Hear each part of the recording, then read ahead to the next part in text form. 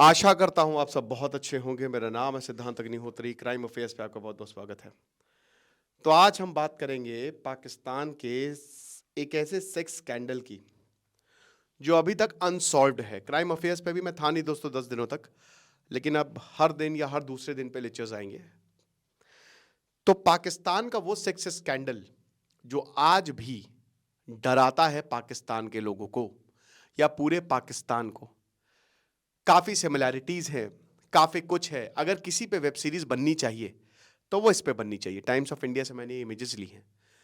अब ये आप दो लोगों को देख रहे हैं, जो एक खूबसूरत सी मोहतरमा है, बहुत ही खूबसूरत, जिनकी खूबसूरती के जो चर्चे थे वो पाकिस्तान के गलियारों में ऐसे घूमे कि बड़े बेआबरू होकर ये परेशान रही और उसके बाद गायब ही हो गई, लेकिन पार्टी चलती रही। और दूसरे जो हैं सिविल सर्वेंट प्लस एक ज़बरदस्त पोइट, जिनकी कविताओं के किस्से कुछ ऐसे थे कि दूर दूर से लोग चले आते थे, हसीनाएं चली आती थीं, शादी हो गई थी लेकिन फिर भी अय्याशी जारी थी, लेकिन फिर भी अंदर बहुत ज़्यादा दर्द था, जो हर मर्द के अंदर होता है कि आप बाहर से कितना भी खुश, लेकिन अंदर से कहीं ना कहीं कोई अधूरी चीज़। तो अब मुस्तफ़ा जैदी है इनका नाम और शहनाज गुल है इनका नाम। तो मुस्तफ़ा जैदी की कहानी और ये पाकिस्तान का सेक्स स्कैंडल, इधर 1971 वॉर हो रहा है, इधर ईस्ट पाकिस्तान में भोला साइक्लोन ने तबाही कर दी है, लेकिन पाकिस्तान की मीडिया इसको छापने में बिजी था। 1970s का ये वो वक्त है जब पाकिस्तान में जबरदस्त पार्टीज होती थी, मुशायरे होते थे। क्या था ना कि पाकिस्तान बड़ा मॉडर्न अपने आप को उस समय बनता था। अमेरिका का इसमें दखल था, अमेरिका को कॉपी किया, लेकिन अंदर ही अंदर core conservative, extra marital affair की कोई भी जगह नहीं थी। भले ही वो कितना मॉडर्निटीज, लेकिन ये बात बिल्कुल सच है कि उस समय पार्टी, साड़ियां, हर औरत साड़ी पहन के आ रही है, एक symbol of excellence, symbol of beauty बन गई थी। कोट एकदम प्रॉपर तरीके से ड्रेस होना, ये तो कुर्ता पैजामा अब जाके पाकिस्तान में पहना जाता है, लेकिन पहले ऐसे ही एकदम प्रॉपर ब्रिटिश और अमेरिकन अटायर में लड़के दिखते थे। और हाई सोसाइटीज, जो कथित हाई सोसाइटीज हैं, वो बहुत कुछ, शराब, कबाब, सब कुछ, एवरीथिंग वाज देयर। मजा आ जाता है। एक फेस्टिविटीज का सीजन था। उस समय टीवी नहीं था इतना, उस समय रेडियो था, न्यूज़पेपर्स थे, सोशल मीडिया नहीं था। तो लोग ऐसे ही पार्टीज में जाते थे, बड़े बड़े क्लब्स में जाते थे और वहां पे मुलाकातें होती थी। कुछ मुलाकातें बड़ी रंगीन हो जाती थी, कुछ मुलाकातें बड़ी डिजास्टर्स साबित होती थी, जो यहां पे हुआ। तो बात करते हैं कि किस तरीके से ये जो लव अफेयर था, ये ऐसा गया कि महीनों तक इसकी बातें चलती रहीं। वॉर को भुला के इसके बारे में डिस्कशन होता रहा। आखिरकार मुस्तफा जैदी को किसने मारा? तो पहले हम बात करते हैं कि आखिरकार हुआ क्या था। What happened to both of them. भाई यहां पे मुस्तफा जैदी, जो 40 साल के एक गिफ्टेड पोएट और सिविल सर्वेंट, ये वो थे। 303 सिविल सर्वेंट का नाम निकाला था यहिया खान ने, जिनको जान से मार देंगे। उसमें से 303 में से 38 सिविल सर्वेंट ऐसे थे जिनको जान से मारने का आदेश था। उनमें से मुस्तफा जैदी भी एक थे। तो 40 साल के मुस्तफा जैदी जो हैं, अपने घर पे मृत पाए गए अक्टूबर की सुबह।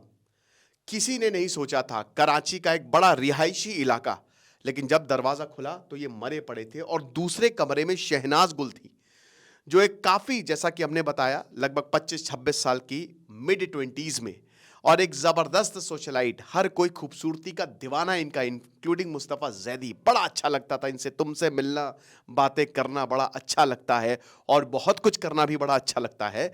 लेकिन शहनाज गुल बेहोश पड़ी थी। तो एक तरफ मुस्तफा जैदी मृत पड़े हुए थे और दूसरी तरफ शहनाज गुल बेहोश पड़ी हुई थी।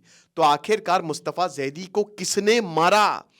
हु कमिटेड सुसाइड या फिर मर्डर? क्या मुस्तफा जैदी ने अपने आप को मार लिया? क्या ये मर्डर था? ये आज तक पता नहीं चल पाया है। मैंने बता रहा हूं ना कि वेब सीरीज अगर इस पे बनेगी तो जबरदस्त हिट रहेगी। सारे के सारे जो डोर्स थे, जो दरवाजे थे, वो बंद थे। जैसा आरुषि मर्डर केस, वैसे ही मुस्तफा जैदी मर्डर केस। क्या किसी ने जहर दिया? क्या तीसरा पर्सन अंदर आया था?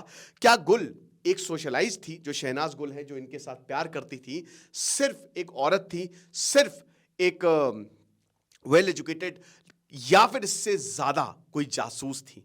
क्या किसी ने प्लांट किया था कि मुस्तफा जैदी जो सारे के सारे राज जानते थे सरकार के, उनको मारने के लिए? हर किसी का अपना अपना ओपिनियन है, थ्योरी है। लेकिन चलिए पहले हम शुरू करते हैं कि पूरी की पूरी कहानी क्या है, आखिरकार ये कहानी कहां से शुरू हुई, कहां से खत्म हुई। इस पे एक बहुत ही शानदार किताब लिखी गई है, ठीक है ना, सबा इम्तियाज और जर्नलिस्ट तोबा मसूद खान ने, तो उसमें काफी कुछ कहा गया है। बुक जो है, किताब जो है, सिर्फ दो लोगों के बारे में नहीं है, बल्कि इनकी दुनिया के बारे में है, उस समय के पाकिस्तान के बारे में है कि पाकिस्तान आखिरकार कैसा था।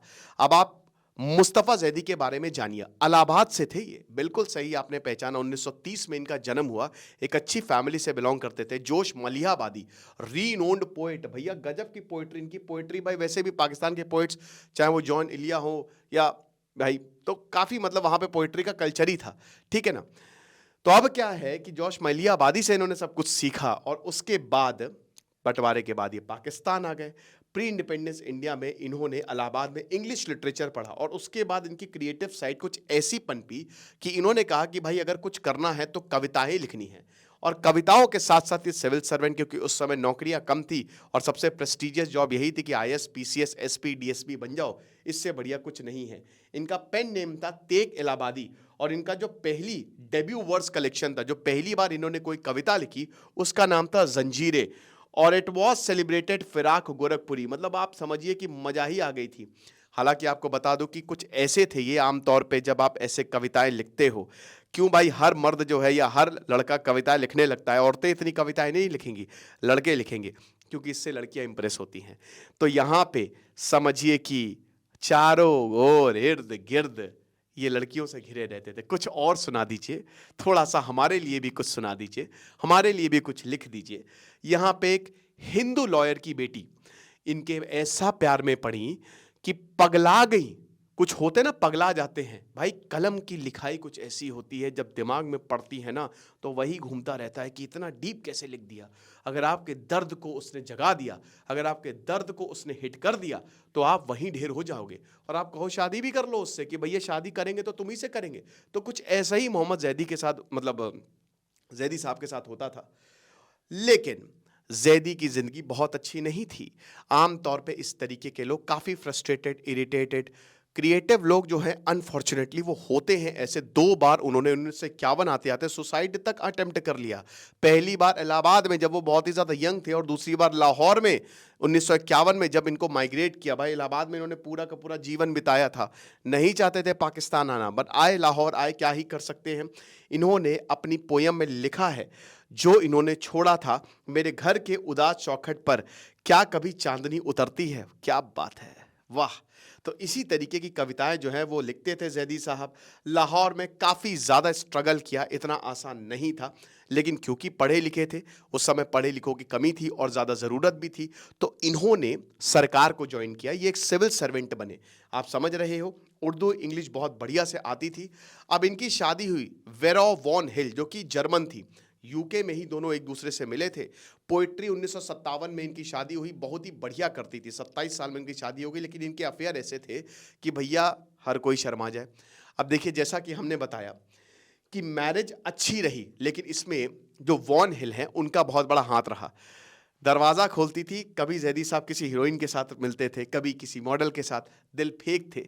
काफ़ी सेक्स मतलब ये होता था इनका हिसाब किताब। काफ़ी ज़्यादा इनकी लड़कियों के साथ दोस्ती थी, कैजुअल सेक्स में काफ़ी इन्वॉल्व रहते थे।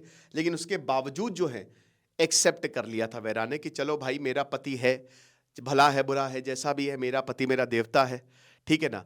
अब है कोई बात नहीं, मुझे प्यार करता है ना, अगर मैं शायद खुशी नहीं दे पा रही हूँ शारीरिक, हो सकता है किसी और के पास, लेकिन यहाँ बात उसकी नहीं थी, इनका मिजाज ही कुछ ऐसा था। मैंने क्या बताया, जो कविताएं पढ़ते हैं ना, इसीलिए है ना, ठीक है ना, चांदनी रात थी दौड़ रहा था सोने का घोड़ा, है ना।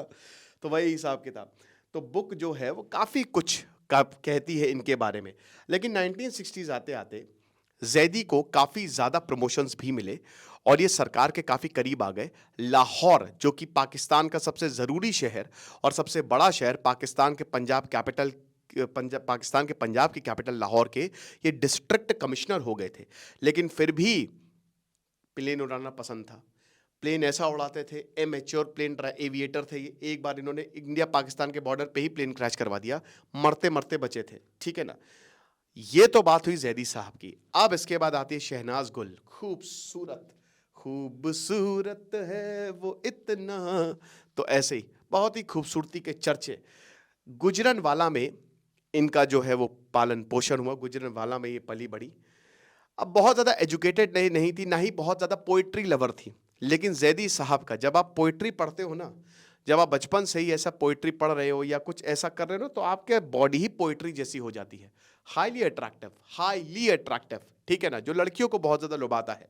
तो भले ही आप पोइट्री लड़की कोई हो ना हो, लेकिन इम्प्रेस तो होना ही होना है।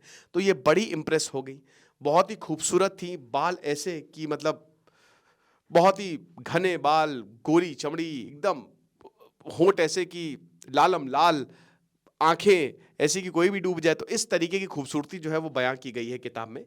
काफ़ी वेल्दी और कंजर्वेटिव फैमिली से आती थी, ठीक है ना। अब आपको बता दूं कि ये भी लुधियाना से थी, बट अगेन माइग्रेट कर गई कहाँ पे, गुजरनवाला में पार्टीशन के समय। तो ये भी भारत से थी, ज़्यादातर ऐसे भारत से ही थे जो बहुत टॉप पोस्ट पर। अबे जनरल जियाउल हक भारत से ही थे, है ना। 17 साल की थी तो इनकी, भाई क्योंकि भाई कंजर्वेटिव फैमिली है, तो 17 साल की उम्र में इनकी शादी कर दी गई थी सलीम खान, जो कि एक यूके एजुकेटेड डाइवोर्सी थे, ठीक है, उनसे। इनकी पहली वाइफ थी ब्रिट, ठीक है, उनकी भी शादी हो गई थी। अब 2 बच्चियां थी इनकी, दोनों कराची में रहते थे बहुत बढ़िया तरीके से। 1960s में एक क्लब में जैदी साहब गए अपना कार्यक्रम करने पोइट्री का, वहीं पे शहनाज गुल आई। शहनाज गुल थोड़ा सा मूव्ड हो गई जब इन्होंने इनकी पोइट्री सुनी, तो इनसे मुलाकात हो गई, दोनों आपस में मिल लिए। अब भाई ऐसा है कि जब यहाँ पे जैदी ने पढ़ना शुरू किया तो शहनाज गुल दर्द हिट हो गया, और दर्द कुछ ऐसा रहा कि शहनाज गुल अपने जहन से इनको निकाल ही नहीं पाई कि भाई क्या बात है। और ये पहली मुलाकात कुछ ऐसी थी, ये भी खूबसूरत, और भाई जैदी भी कुछ ऐसे अट्रैक्टिव पर्सनालिटी, दोनों ही आपस में मिल गए, 2 दिल मिल रहे हैं मगर चुपके चुपके। लेकिन अफेयर धीमे धीमे चेंज होने लगा। शुरुआत में तो सब कुछ बहुत बढ़िया रहता है, लेकिन उसके बाद चीज़ें एकदम से बदल जाती हैं। जैदी उन 38 सिविल सर्वेंट्स में से एक थे जिनको मारा जाना था। याहिया खान ने ऑर्डर दिए थे, 1970s का जमाना था, कि इनको जान से मार दो। तुरंत यहाँ पे जैदी ने अपनी बीवी और बच्चों को बोला कि बेटा जर्मनी निकलो और बहुत दूर निकलो। हालांकि ये भी जाना चाहते थे जर्मनी, लेकिन स्टेट जो है इनको परमिट नहीं किया। अब यहाँ पे जैदी, क्योंकि बीवी भी नहीं थी, बच्चे भी नहीं थे, तो और ज़्यादा रिलेशनशिप जो है वो बढ़ा। लेकिन जैसे जैसे रिलेशनशिप बढ़ा, सब कुछ था, वैसे वैसे चीज़ें एकदम गड़बड़ होने लगी। बता दूं कि देखिए, जैदी शादी करना चाहते थे शहनाज गुल से, लेकिन शहनाज गुल जो हैं वो इससे मना कर रही थी कि मैं बिल्कुल भी शादी नहीं कर सकती। जैदी ने यहाँ तक कि इतना दिमाग खराब हो गया था, औरत का चक्कर बाबू भैया, औरत का चक्कर। शहनाज गुल इनसे पीछे हटने लगी थी और जैदी इतना ज़्यादा गुस्सा गए थे। उन्होंने रिश्ते तो बहुत सारी औरतों से बनाए, लेकिन शहनाज गुल के साथ कुछ अलग ही तरीके का रूहानी रिश्ता था कि पगला दिया यहाँ पे। जैदी ने यहाँ तक कि स्मगलिंग का आरोप लगा दिया शहनाज गुल के ऊपर। इनकी प्राइवेट फ़ोटोज़, लीक्ड फ़ोटो जो बहुत ही गलत तरीके की थी, जो बहुत ही कॉम्प्रोमाइजिंग पोजीशन पे थी, वो तक इन्होंने छपवा के डिस्ट्रीब्यूट करने का प्लान बना लिया था कि अगर इनसे शादी ना करें, ठीक है ना। ये एक ऐसा सेक्स स्कैंडल था। अब जैदी ने यहाँ तक 5 पोयम सीरीज भी लिखी थी शहनाज के लिए, ठीक है ना। और वही बता रहे हैं ना कि पहला तो, और वो पूरी स्टोरी उन्होंने बनाई थी, पहला कैसे मुलाकात थी, दूसरा इनकी बॉडी को कैसे सेलिब्रेट किया, और जो आखिरी बुक थी ना वो काफ़ी ज़्यादा उदासी वाली थी और अक्यूजेशन थे, ठीक है ना, बहुत ज़्यादा अक्यूज़ किया गया था।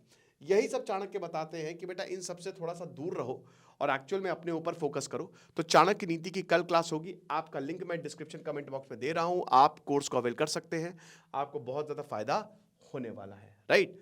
तो ये चीज़ है। उसके बाद जो है दिमाग खराब होने लगा। उन्होंने एक किताब में लिखा था कि फनकार खुद ना थी मेरे फन की शरीक थी, वो रूह के सफ़र में मेरे बदन की शरीक थी। क्या बात है कि मेरी बॉडी में वो समा गई थी। आप देख सकते हो कितना ज़्यादा जैदी शहनाज गुल से प्यार करते थे कि मतलब सांसों में वो मेरी बस गई थी, है ना। सांसों की माला में सिमरू में पी का नाम, ऐसे ही कुछ इस हिसाब किताब था। लेकिन अगेन नए 90s 70s 60s था मेरे भाई। पाकिस्तान में कितनी भी मॉडर्निटी हो, लेकिन ये सब इतना आसान नहीं था क्योंकि अंदर से कंजर्वेटिव ही थे। 12 अक्टूबर को लाश मिलती है, 1970 12 अक्टूबर को। भयानक मतलब ये जो इंसिडेंट था इसने पूरे पाकिस्तान में एक सनसनी सी फैला दी, क्योंकि जैदी इतने सेलिब्रेटेड सर्वेंट और उसके बाद शहनाज गुल। अब जैदी तो मर गए, शहनाज गुल पूरा का पूरा उनके ऊपर ठीकरा आया, उनको गिरफ्तार किया गया, उनसे पूछताछ की गई, मीडिया ने नंगा कर दिया पूरी तरीके से। यहां तक कि मीडिया जो आखिरी की लीक्ड फोटो जो नहीं होनी चाहिए है ना, मुझे ड्रग्स दो जो यहां पे होता है वो वहां पे 1970s में हुआ, मीडिया ने इतनी सी भी कसर नहीं छोड़ी पूरे केस को। मतलब यहां जितना भी कोई अगर पाकिस्तान बर्बाद भी हो जाए, न्यूक्लियर बॉम्ब भी गिर जाए, लेकिन फिर भी इस केस को जो है वो कवर करना है। शहनाज गुल ने बोला कि मैंने कुछ भी नहीं किया। शहनाज गुल डिनाइड एवरीथिंग को, जो भी उनके चार्जेस लगाए गए थे। और बाद में शहनाज गुल को बाइज्जत बरी किया गया कि एक्चुअल में, क्योंकि शहनाज गुल ऊपर आरोप ये लगे थे ना कि तुमने मारा है, लेकिन शहनाज गुल बिल्कुल बरी हो गई और कोर्ट ने कहा कि ऐसे कोई भी सबूत नहीं, तो मर्डर चार्जेस जो थे वो शहनाज गुल के ऊपर से हटा लिए गए। उसके बाद शहनाज गुल पार्टी करती रहीं, उनकी पार्टी चलती रही, जैदी जिंदा बचे नहीं, और समवेयर इन 2000 शहनाज गुल की भी मौत हो गई। लेकिन ये एक ऐसा केस है जो आज भी पाकिस्तान को डराता है और एक ऐसा केस है जो अनसॉल्व्ड है। कैसे लगी कहानी आप मुझे ज़रूर बताइएगा। बाकी चाणक्य नीति के लिए कमेंट बॉक्स में जाइए, डिस्क्रिप्शन बॉक्स में जाइए, वहाँ पे आपका लिंक दिया है। Thank you so much.